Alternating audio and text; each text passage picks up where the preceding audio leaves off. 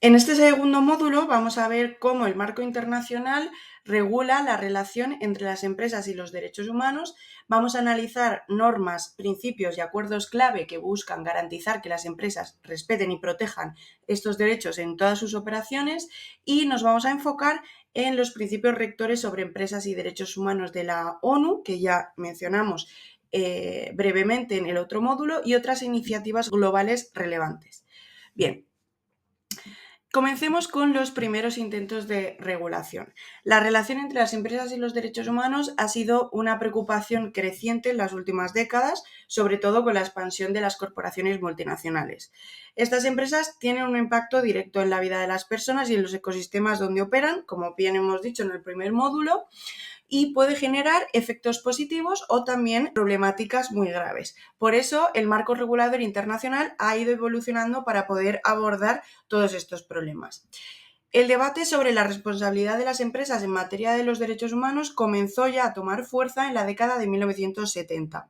En ese entonces se empezaron a denunciar las posibles implicaciones de las empresas transnacionales en diferentes violaciones de derechos humanos, pero especialmente en el contexto de las dictaduras. Ya en 1972, el presidente chileno Salvador Allende denunció ante la ONU el poder creciente de todas estas grandes corporaciones sobre los estados.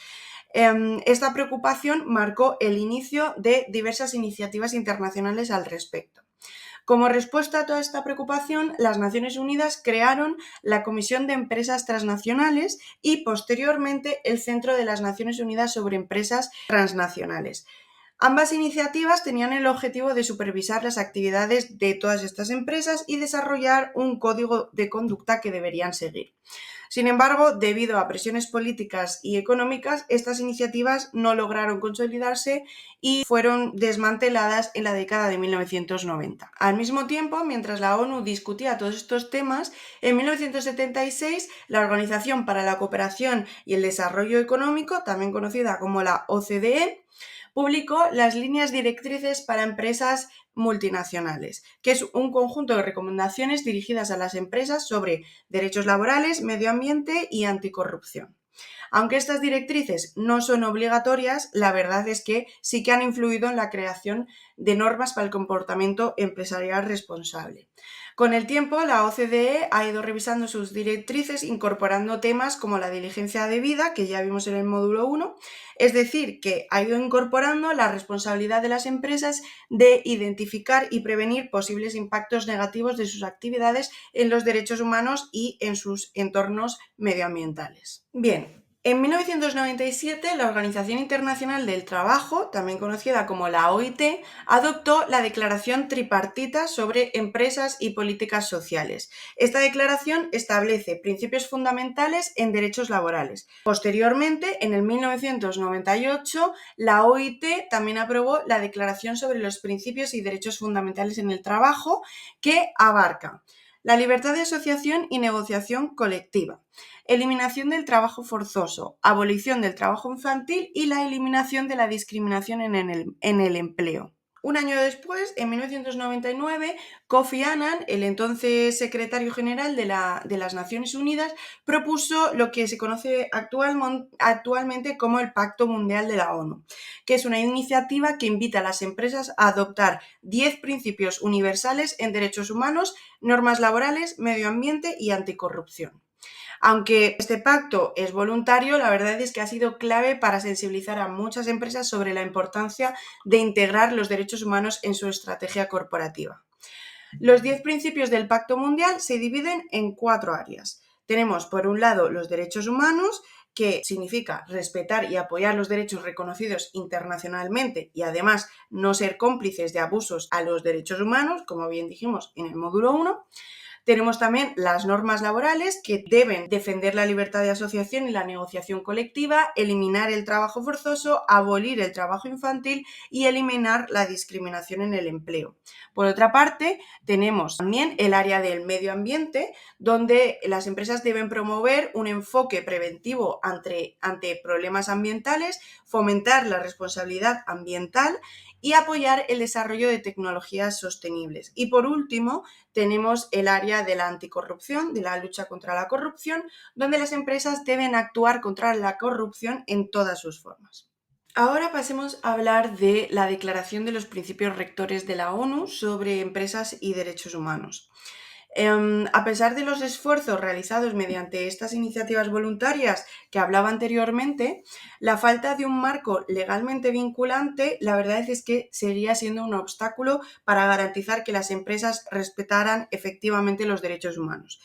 Desde 1973, la ONU intentó establecer este tipo de regulaciones para empresas transnacionales, pero enfrentó resistencia por parte de diversos gobiernos y corporaciones. En 2005, el secretario general de la ONU, que ya hemos mencionado anteriormente, Kofi Annan, encargó al profesor John Ruggie la tarea de desarrollar un marco sobre empresas y derechos humanos.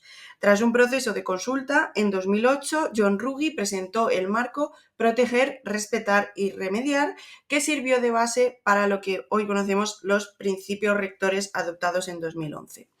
Estos principios, aunque siguen sin ser vinculantes, establecen el primer marco global con legitimidad para abordar el impacto de las empresas en los derechos humanos.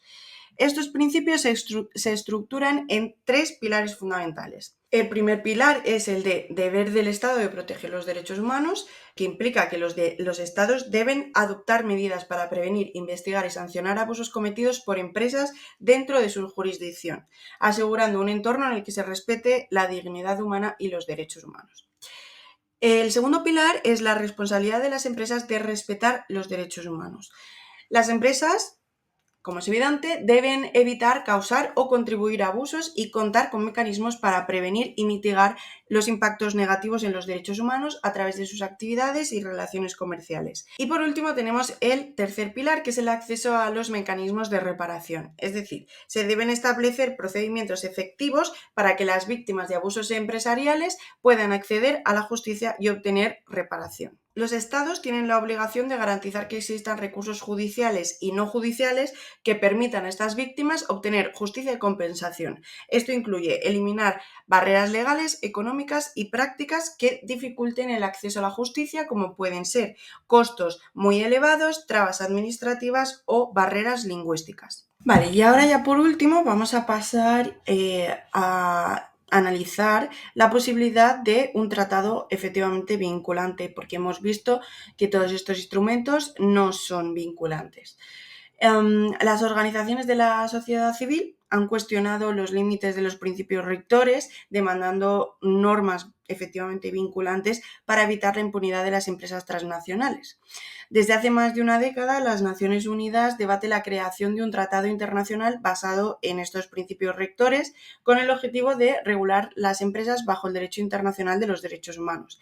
Sin embargo, ante la falta de un mecanismo efectivo, muchas transnacionales han promovido marcos voluntarios que carecen de sanciones y de una supervisión real.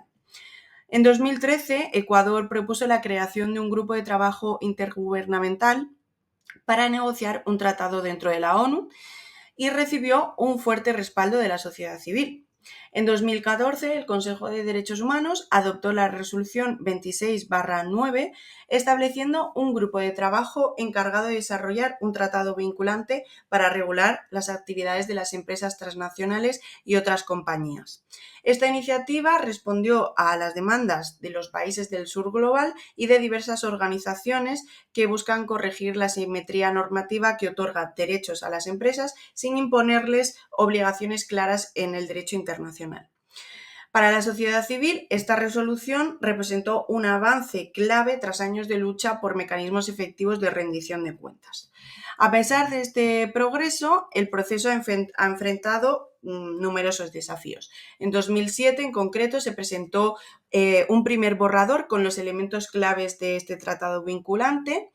Después, en el 2018, se publicó el que llamaron Borrador Cero y ampliaron su alcance a todas las empresas, pero este documento fue criticado por su falta de precisión y coherencia y desde entonces se han llevado a cabo múltiples negociaciones dando lugar a versiones revisadas, siendo la más reciente la publicada en julio de 2023. En 2024, el Consejo de Derechos Humanos reafirmó su apoyo al grupo de trabajo, garantizando fondos para unas consultas adicionales. Y a inicios de 2025 se ha presentado una hoja de ruta con 4 reuniones intermedias para discutir aspectos clave como la protección de las víctimas, el acceso a la justicia y, efectivamente, la responsabilidad empresarial. Y la próxima sesión oficial del grupo de trabajo está programada para octubre de este año, es decir, 2025. Así que bueno, este módulo ha servido para comprender las principales normativas y principios internacionales que orientan a las empresas en el respeto a los derechos humanos.